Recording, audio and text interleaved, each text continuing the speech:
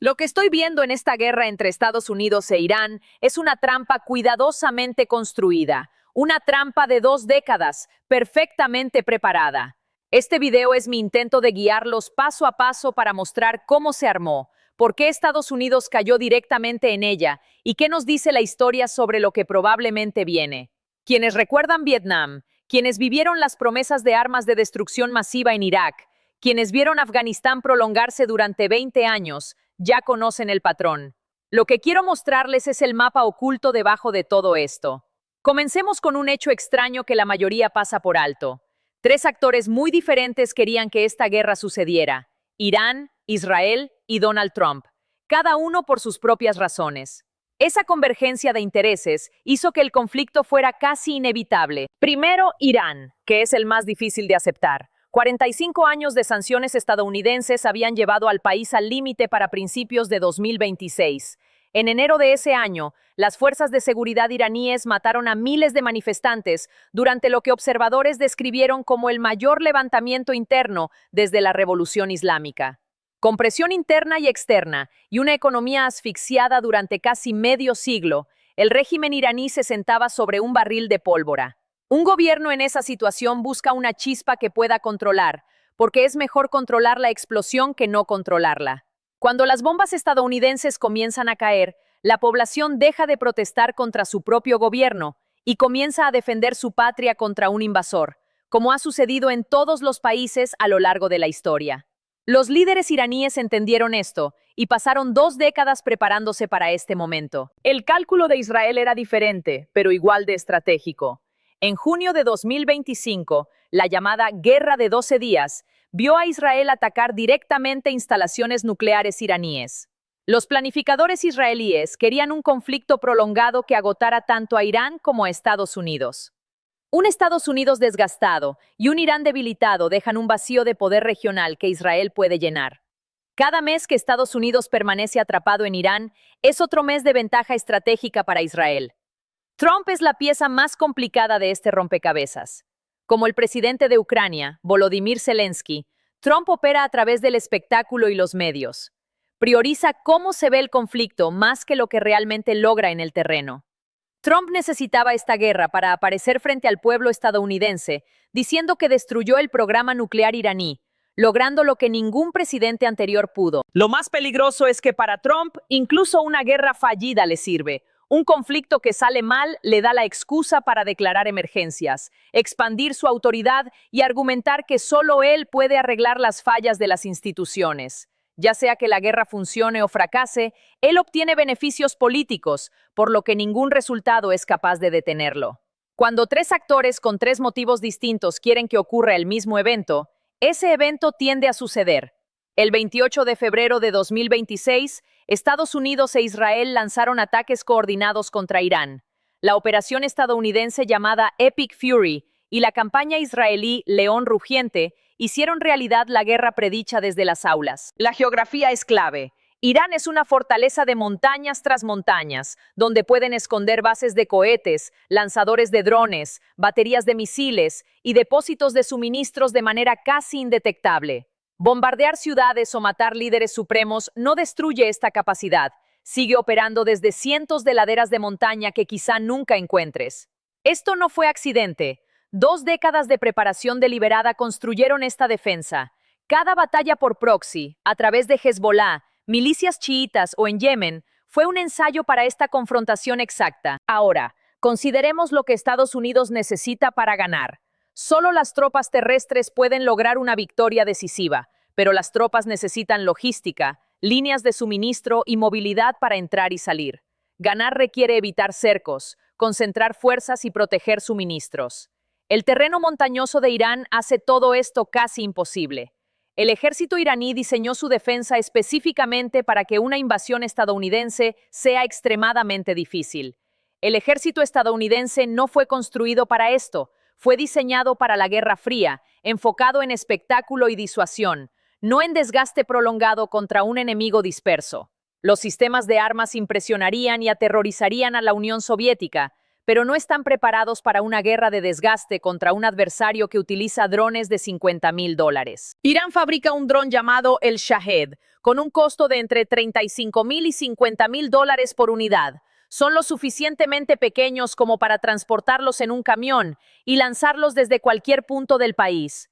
Se estima que Irán tiene unas 80,000 unidades en reserva y produce alrededor de 500 drones cada día. Por contraste, los sistemas de defensa estadounidenses que se usan para interceptarlos cuestan aproximadamente $1 millón por misil, y derribar un solo dron generalmente requiere 2 o 3 misiles.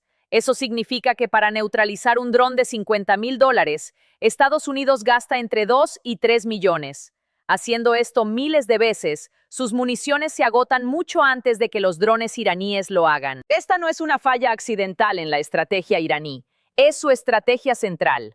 Durante 20 años, Irán estudió exactamente dónde los costosos sistemas estadounidenses colapsan bajo presión sostenida y barata, y diseñó su arsenal para aplicar esa presión a gran escala. Estados Unidos conocía esta amenaza desde hacía años, la había observado desarrollarse durante la guerra entre Rusia y Ucrania, y aún así entró en este conflicto sin una solución efectiva. Las burocracias militares no actualizan rápidamente sus doctrinas, y los encargados de presupuestos todavía confiaban en sistemas concebidos para intimidar a los soviéticos. Además, la geografía refuerza la estrategia iraní. El estrecho de Hormuz, en su punto más estrecho, mide apenas 33 kilómetros de ancho, y Irán controla su orilla norte. En 2024, cerca de 20 millones de barriles de petróleo pasaban por ese estrecho cada día, representando aproximadamente el 20% del consumo global de petróleo, junto con un 25% del comercio marítimo de petróleo y el 20% del gas natural licuado mundial. Cerrar el estrecho no es solo una maniobra militar, es un arma económica global. Para ponerlo en perspectiva, el embargo petrolero árabe de los años 70 eliminó alrededor de 4 millones de barriles diarios, un 7% del consumo global entonces, y causó caos económico, largas colas en las gasolineras, inflación y recesión. Un cierre de Hormuz podría afectar 5 veces ese volumen. Los países más dependientes del estrecho no son Estados Unidos. China recibe el 40% de su petróleo por allí, India el 60%, Japón el 75%. Combinados con Corea del Sur, estos 4 países representaban el 69% de todo el crudo que transitaba Hormuz en 2024. El primer ministro japonés advirtió que si el estrecho se cerrara, Japón se quedaría sin petróleo en 8 o 9 meses, colapsando su economía. Irán pasó décadas construyendo las herramientas para imponer ese cierre. Miles de minas navales en reserva, lanzadores de misiles antibuque, drones suicidas en islas estratégicas como Tumbo Grande, Tumbo Pequeño, Abu, Larak, Keshm y Hormuz. Esto les da la capacidad de amenazar cualquier barco que intente pasar. Las rutas alternativas de oleoductos apenas pueden manejar 3 millones de barriles diarios, insuficiente frente a los 20 millones que normalmente cruzan, y todo el gas natural licuado depende del transporte marítimo. Desde los ataques del 28 de febrero, el impacto económico se hizo evidente. Los precios del petróleo superaron los $100 por barril, frente a los $67 previos al conflicto. En 2 semanas, las fuerzas iraníes realizaron 21 ataques confirmados contra barcos mercantes, reduciendo el tráfico de petroleros en aproximadamente un 70%. Más de 150 barcos quedaron anclados fuera del estrecho, evitando el riesgo del tránsito. Las primas de seguros se multiplicaron por 4 a 6 veces, y Qatar Energy declaró fuerza mayor, retirando cerca del 20% del suministro global de GNL en un solo anuncio. La respuesta estadounidense fue pedir a sus aliados que enviaran buques de guerra para asegurar el estrecho.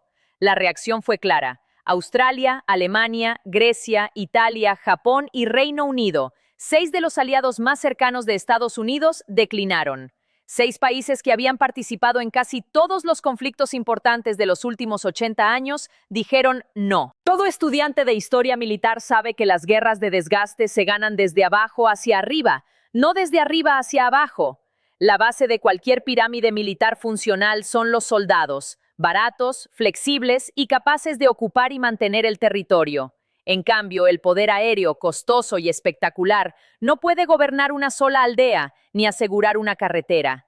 La pirámide militar estadounidense está invertida. Décadas de gasto en la Guerra Fría pusieron al poder aéreo en la cima y minimizaron las tropas terrestres.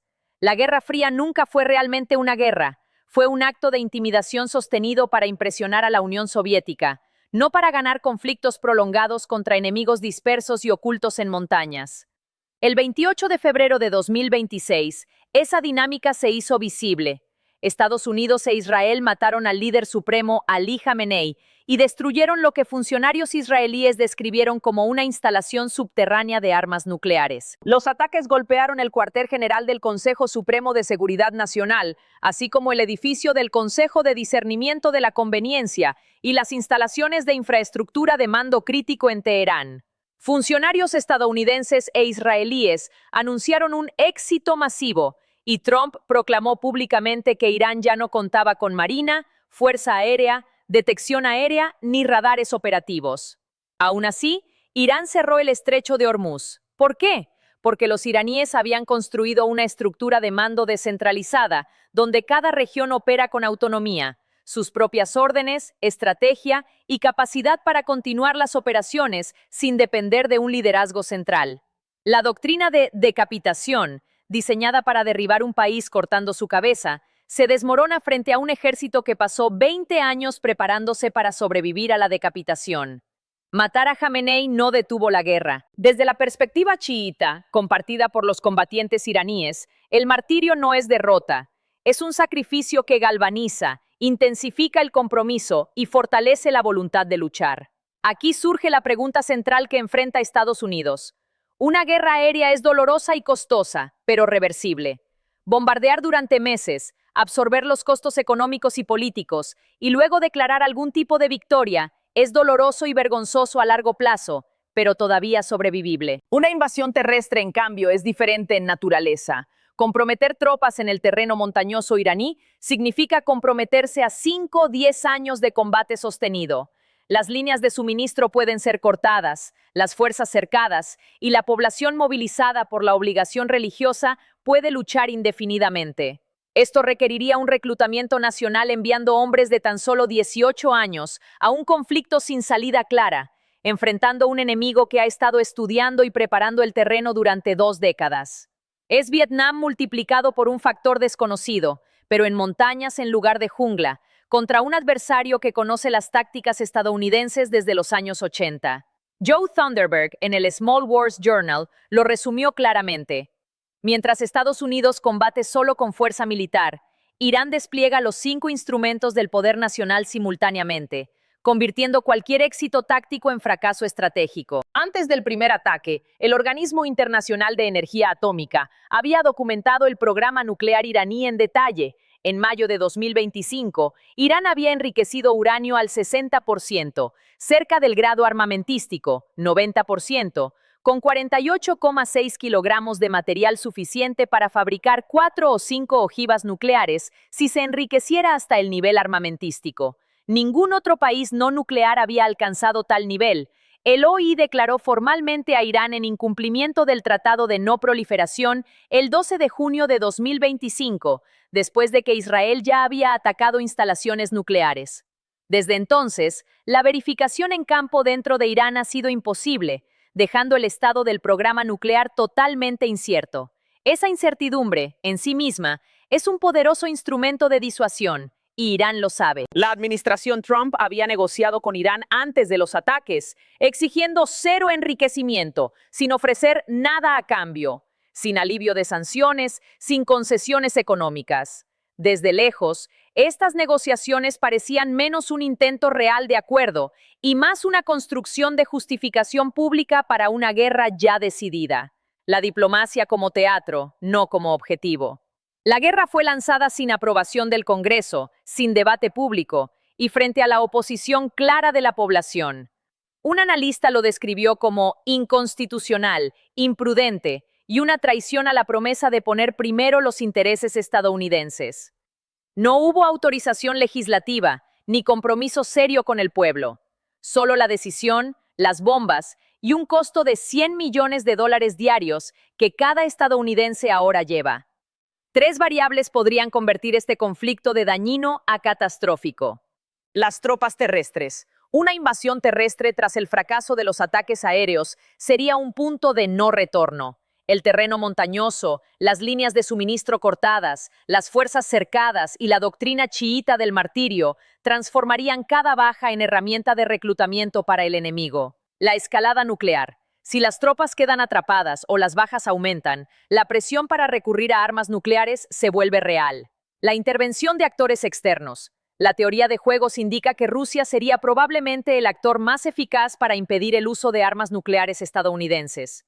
Putin, frente a armas nucleares en Medio Oriente, casi con certeza declararía una línea roja, proporcionando a Trump una salida estratégica mientras aumenta la tensión global. Se podría pensar que Estados Unidos no puede usar armas nucleares porque Putin respondería, y todo el mundo retrocede. Un ultimátum ruso, de hecho, podría salvar la situación. Suena extraño, pero es exactamente el tipo de resultado que predice la teoría de juegos. Incentivos estructurados que producen resultados que parecen contraintuitivos. La tercera variable crítica es la mezquita de Al-Aqsa en Jerusalén. Las facciones religiosas extremistas en Israel han buscado por décadas controlar o incluso destruir uno de los sitios más sagrados del Islam. Si eso ocurriera en medio de un conflicto ya enmarcado en términos religiosos, la respuesta no vendría solo de Irán o del mundo chiita. La obligación de reaccionar se extendería a 2.000 millones de musulmanes globalmente, sunitas y chiitas por igual. Ningún poder militar estadounidense está diseñado para enfrentar un conflicto de esa magnitud. Ese escenario sigue siendo posible, y en un conflicto tan volátil, posible no es lo mismo que improbable. A 19 días del inicio de la guerra, la brecha entre la narrativa oficial estadounidense y la realidad observable es cada vez más evidente. Trump proclamó que Irán no tenía marina, fuerza aérea, sistemas de detección ni radares, mientras el estrecho de Hormuz permanecía cerrado y las fuerzas iraníes continuaban atacando barcos mercantes. 6 aliados principales se negaron a enviar buques de guerra y el precio del petróleo se mantuvo por encima de los $100 por barril. Esta divergencia entre la victoria anunciada y la guerra real no es un fallo de comunicación, sino la marca estructural de un conflicto que el poder aéreo por sí solo no puede resolver. Como lo resumió el Stimson Center, golpeado, no roto. La historia sugiere que tienen razón.